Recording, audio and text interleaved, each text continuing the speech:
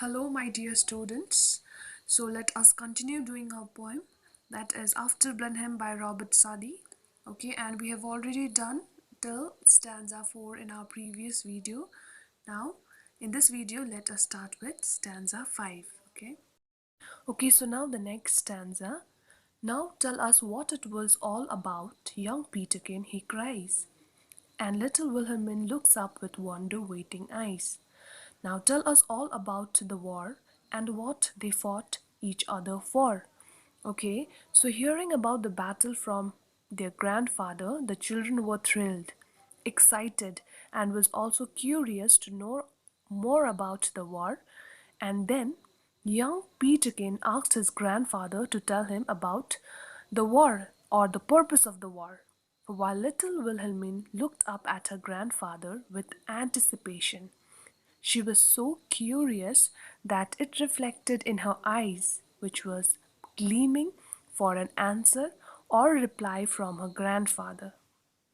Okay, so here we can see how the poet reflects upon the zeal, enthusiasm, and curiosity associated with young age.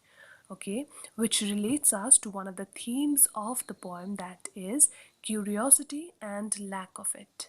Here, curiosity is of the children to know about the war, the purpose or benefit of the war, whereas lack of it indicates to the old Casper, who does not even try to know about the war or the purpose of the war and just repeats what everybody says, that it was a great victory. Okay, so the next stanza. It was the English, Casper cried, who put the French to rout. But what they fought each other for, I could not well make out. But everybody said, quoth he, that it was a famous victory. Okay, so on being asked by his grandchildren that what was the war all about, old Casper said in reply that it was the war which was fought between English and French, where the English had defeated the French completely.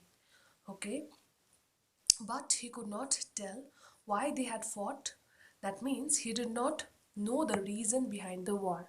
He did not know what they fought each other for. Okay, and the thing here is he did not even try to find the reason why. The only thing he could say was that it was a famous victory. That too, everybody said or told him it was a great victory. Hence, he keeps on repeating it to himself, saying that it was a great victory. Okay, so the word here, but, is used to signify the battle, that it was neither remembered nor considered significant or important by the common people. Okay, what mattered to them was the outcome. What everybody said was that it was a famous victory. Like I told you before or in the beginning, that common people or common man blindly followed to their leaders without questioning. Okay, so here what we see is ignorance of a man is highlighted here. Next stanza. My father lived at Blenheim then, yon little stream hard by. They burnt his dwelling to the ground, and he was forced to fly. So with his wife and child he fled, nor had he where to rest his head. Okay, so in the course of narration, Casper recollects from the past some of the scenarios of the war when he was a child himself. Okay, he begins by saying that his own father used to live in a small village of Blenheim near a river, and then the French or the enemies attacked the village and burnt homes of several innocent people, including Casper's, to the ground. Consequently, the villagers were forced to migrate in search for shelter. Young Caspar, along with his parents, fled to different places but could not find a home because of the impending war. They had to roam from one place to another seeking rest, refuge, but could not find any, and they became homeless. Okay, so the irony that we see here is Caspar was himself a victim of war, okay, but still he does not speak against the war. Instead, he himself says that it was a great war or it was a famous victory. Next stanza. With fire and sword the country round was wasted fire and wide, and many a childing mother then and newborn baby died.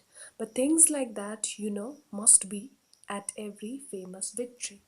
Okay, so the war was terrible, okay, and here the words fire and sword are symbols of man's cruelty for man. They represent destruction, death, and horror.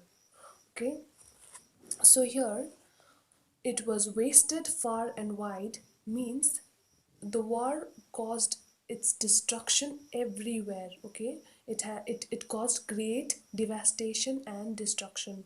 Houses, fields were set on fire, people were killed with swords, many pregnant mothers and newborn babies were also killed. Okay, so here the image of mother and baby being killed in war here makes us see battle as a catastrophe. Okay, it powerfully evokes the death of innocents, like innocent mother, innocent babies, and commoners. But Caspar here resigned to the inevitability of death. That means he thinks it is bound to happen. Okay, that is the reason he takes those killings casually and says it must be there at every such victory. Okay, so the war, which is the famous victory, justifies all these horrific deeds. So we can see in this stanza relating to one of the other themes of the poem, that is man's cruelty to man, that a man kills another man to achieve the great victory.